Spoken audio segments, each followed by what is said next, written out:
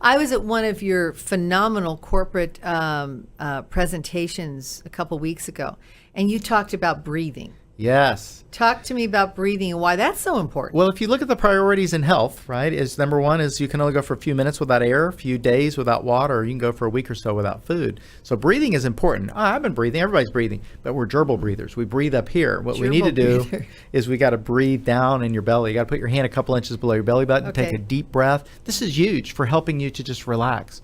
It activates what's called the parasympathetic nervous system. That is the calming part of your nervous system, and we don't hit it enough. So deep breathing, just a few deep breaths will help. And you do that when you actually take a breath and you feel your tummy going Just feel out. it go, yeah, and you do it right when they say, "Oh, Betty, I'm sorry, your flight's been canceled." But wait, I've got a connecting flight. But I got to breathe.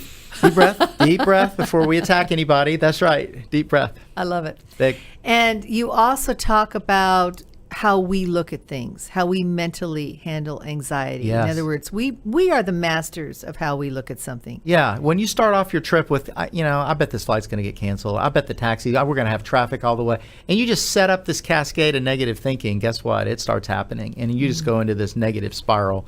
And it starts you off on a really bad foot. So we got to start off our day in a position of gratitude first.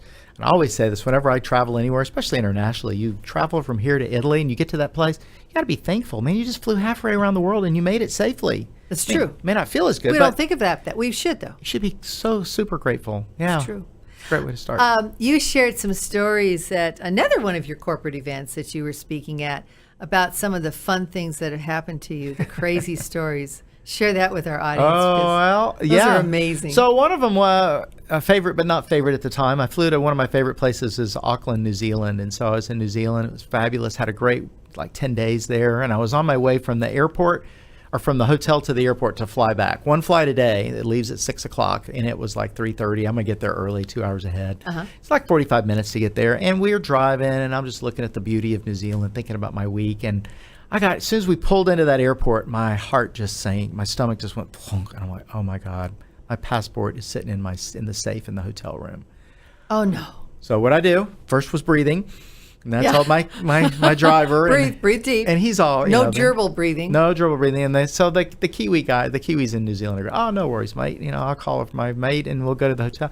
And we got it all fixed up. And so I ended up having to sit at the airport for 45 minutes waiting for somebody to show up in a taxi with my passport, practicing breathing and patience.